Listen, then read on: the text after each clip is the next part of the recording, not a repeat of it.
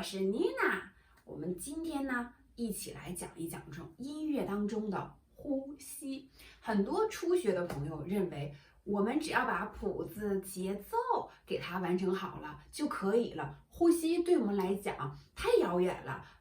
我们之后弹更大型的乐曲的时候，再加入呼吸就足够了。那么妮娜认为这种观点是不那么正确的。妮娜想跟大家初学者来说一说音乐当中的呼吸，我们怎么去做，怎么去练习。第一种方式最简单的，音乐当中的呼吸，我们就看长长的连线，长连线过后，我们就可以自己加一个呼吸，这个就是一个呼吸的记号，我们可以自己在后边标注上这个小的记号，提醒自己在这里做一个深深的呼吸。很多同学对于深深的呼吸可能掌握的不好，所以妮娜建议这个呼吸我们可以做在手上做一个提望，这是第一个部分。第二个部分我们需要做的就是你弹奏一个完整的小的曲子的时候，比如它有4行，它有5行，我们可以把这一个乐句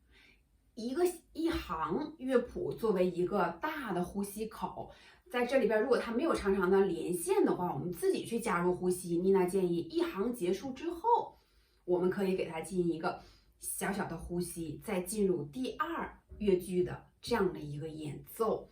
那么我们来说一说初学者的这个呼吸到底怎么去做。初学者可能没有办法像大师一样，我们把鼻息给它加入到音乐当中去，因为我们现在没办法感受到那么强烈的这种音乐的语言。那我们可以试着怎么做呢？我们拿桑塔洛奇亚这首小曲子为例，我们可以进行提腕，然后去加入你的呼吸。提腕了就代表这一个乐句结束，下一个乐句的开始。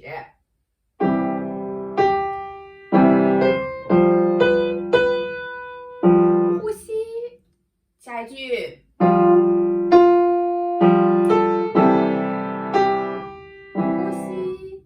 其实妮娜为什么要说在初学者一定要把呼吸加进去，就是因为很多同学在演奏乐曲的时候，还像弹奏音阶和练习曲一样，机械的去每一个音都去做这样的处理，那我们听起来就不舒服。所以如果你想把你的乐曲弹得更美、更优美的话，妮娜建议你现在要把呼吸有意识的带入到你的弹奏当中去，我们就可以做提腕这样的练习。那么在这一句呼吸当中，这一句话当中，我们的手指尽量做到贴着琴键，把这一小句给它连上，这样你弹奏的乐曲才成为歌。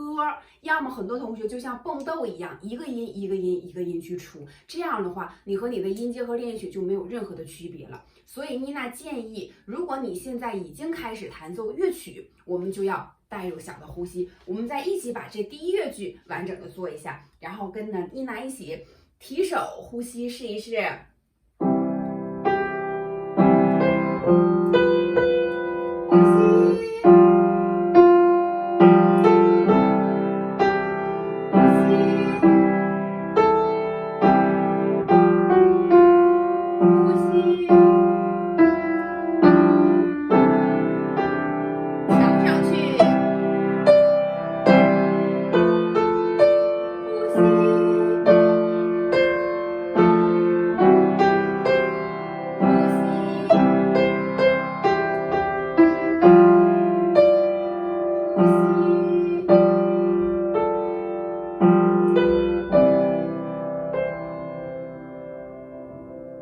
这句拿下来。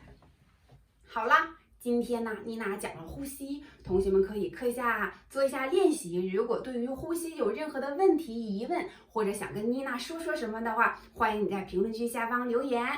妮娜下期呢会讲一讲如何用身体，如何用你的手腕去带动整个的音乐表现，使你弹奏的乐曲更加的优美呢，看上去视觉上更加的优美。我们下期一起来说一说。好了，今天的视频就到这儿了，我们下次再见，拜拜。